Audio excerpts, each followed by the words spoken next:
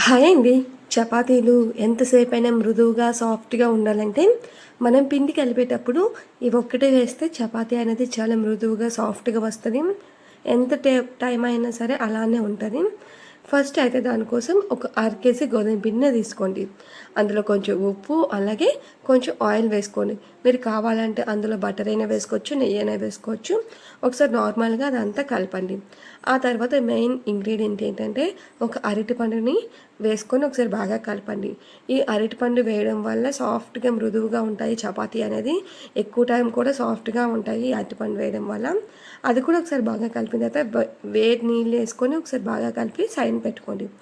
ఆ తర్వాత మనం పొడిపిండిని వేసుకొని అత్తుకుంటూ చపాతీ అనేది రౌండ్‌గా వేసుకోండి. ఆ తర్వాత ప్యాన్ మీద ఆయిల్ వేసి ఫస్ట్ ఆయిల్ వేయకుండా కాల్చుకున్న తర్వాత దాని మీద ఆయిల్ వేసుకొని అంతే చాలా సాఫ్ట్‌గా మృదువుగా వచ్చాయి. పిల్లలు చాలా ఇష్టంగా తింటారు. ఎవరైనా సరే చాలా ఈజీగా చేసేయొచ్చు. ఒకసారి ఈ అరటిపండు వేసి చూడండి, మీకే తెలుస్తది ఆ డిఫరెన్స్ ఏంటో.